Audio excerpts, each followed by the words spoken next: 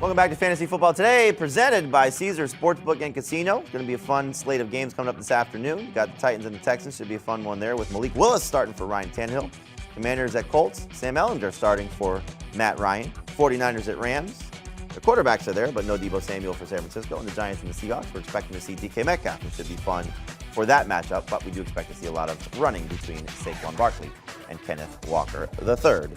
To break down these games and more for us now here on Fantasy Football Today, it's our buddy Jason Lockefor helping you win a lot of money so far through the first 7 weeks of the season. Let's keep it rolling for week number 8 as well, JLC. Let's talk about the first game here that we're looking at. We got the Titans at the Texans. Texans are 1-point favorites at home. The over-under 39. Not a lot of points expected, but a lot of rushing, I'm sure, between Derrick Henry and Dameon Pierce. How do you see this game unfolding?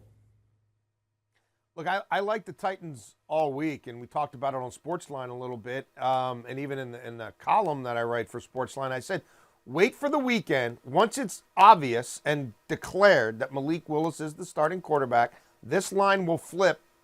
I was kind of penciling in Willis in my cap all week, and I thought Tennessee giving 2 points with Willis, to me, I still like the Titans. Now I'm getting points. I love the Titans here. The Titans know who they are. There'll be guardrails on this offense, and Willis will unlock some things in the run game that they weren't doing before. The Texans can't stop the run. They don't even really try to stop the run. Yeah, they beat the Titans twice last year. That was without Derrick Henry. Derrick Henry's last 3 games against the Texans, at least 200 rushing yards, at least 2 rushing touchdowns in all of them. I like what I saw from Willis in the preseason. And the Tennessee defense during their 4-game winning streak has been playing at an elite level. It's starting to look like last year's unit. You're seeing them get pressure. They're giving up like 16 points a game in that span. I don't buy the Texans. I feel like Vegas has still tended to value them a little bit more than they should. The one thing they can do, run the football. Good luck running it against this team. We saw Tennessee beat a better team in my estimation, the Colts, last week without scoring an offensive touchdown.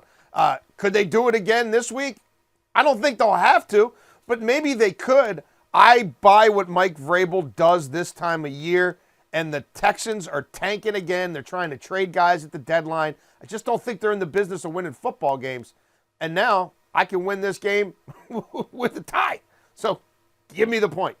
Yeah, I think that's a good way to go. And I like to see what Malik Willis can do. Hopefully make some plays with his legs and maybe makes a little bit more of a decision for Mike Vrabel if he has to decide on his quarterback at some point in the near future, maybe as early as this season, between Tannehill and Malik Willis. Next game we're looking at here is the 49ers and the Rams. To pick them, JLC, so no Deebo Samuel. He's out with a hamstring injury. Rams coming off a bye. We know what the history is. Sean McVay cannot beat Kyle Shanahan unless it's the postseason, but this is the regular season. He's already lost to him once. How does this game go?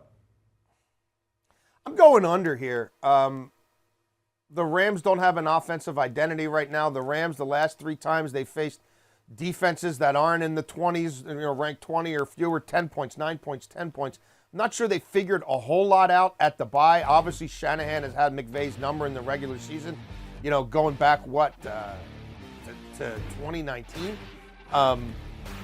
We saw them play a few weeks ago. Now, this Niners defense now isn't what it was then, but that was a 24-9 game. That didn't come close to going over. I'm not expecting offensive fireworks here. I'm expecting 2 coaches who are going to look at this as a grudge match, as a rivalry game. We just have to get one more point than them. McCaffrey is an interesting element. I think the 49ers will lean into that. He has 367 scrimmage yards in his last 2 games against the Rams. And maybe the Rams defense does show up and bow up a little bit more than what we've seen. Can Aaron Donald be more of a factor in this game than he was in the meeting a couple weeks ago? So I look at all that. I look at the season Stafford's having. I look at the Rams' inability to throw the ball to anybody other than Cooper Kupp and say these teams know each other well. I'm going with the defense. I'm going under. All right, so we'll see how things go there between these 2 teams. McCaffrey's already faced the Rams once this season as a member of the Carolina Panthers, had a strong performance with over 150 total yards. So we'll see if he can do it again on a different roster for San Francisco. Next game we're looking at here is the Commanders at the Colts. So 2 quarterbacks that we did not expect to see when the schedule was presented. Yeah. Taylor Heineke starting for Washington, Sam Ehlinger starting for the Colts. The Colts are still 3-point favorites at home. Low score here, though, over under 39.5. How do you see this one going? I'm going to take those points, and I'm sprinkling money line here as well. I really like the Commanders in the spot they were in last week. I love them in the spot they're in this week. It's an elite third down defense, second best pressure rate in the NFL, going against an offensive line that hemorrhages pressures, right? 23rd in the league, the Colts offensive line is in terms of protection rating, a beat-up offensive line. The Colts can't run the ball this year. I don't think Jonathan Taylor's right. They're 30th in yards per carry. The defense has not been special. I like what Washington's doing. Is Heineke great? No. Over long periods of time as the sample expands, will there be issues? Yeah. Could he have thrown another pick six last week? Sure.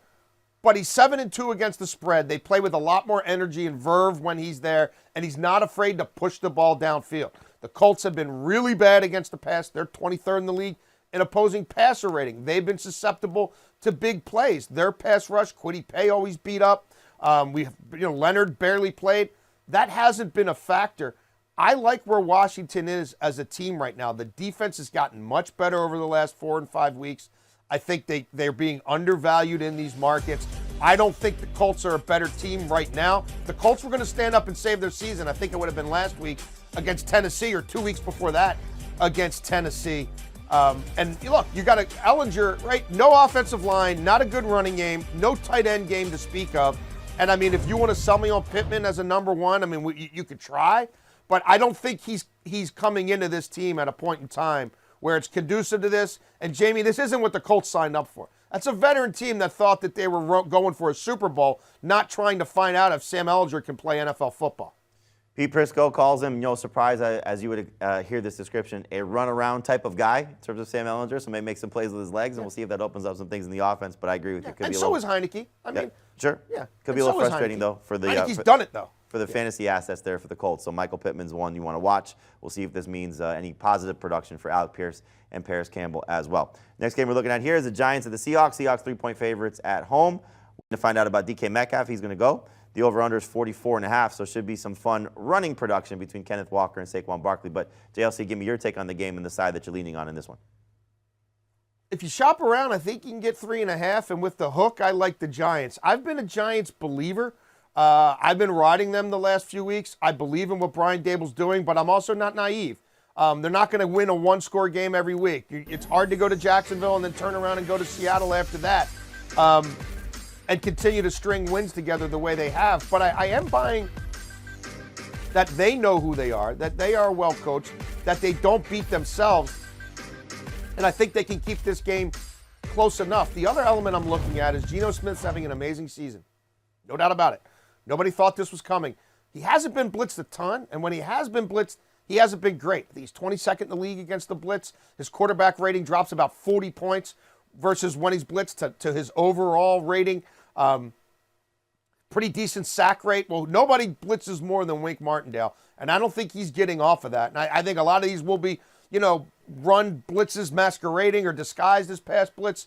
He's going to throw a lot of stuff at Geno Smith that he hasn't seen. I think that might lead to some turnovers. I think that might, as you mentioned, Jamie, the run game. You could convince me on the under. I like the Giants at 3.5.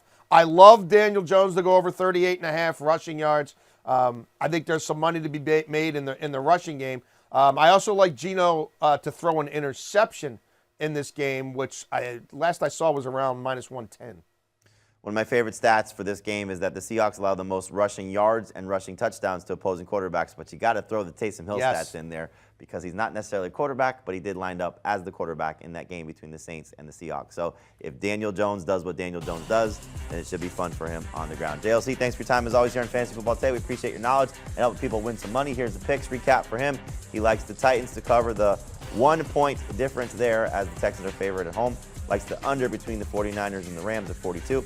Likes the Commanders to cover the 3 points there in Indianapolis. And likes the Giants to cover the 3 in Seattle in that game as well. Do you want a sports network that delivers everything that matters about the game? The highlights, the picks, the instant analysis, no yelling, no fake debates, no politics. Hit the subscribe button and never miss a moment.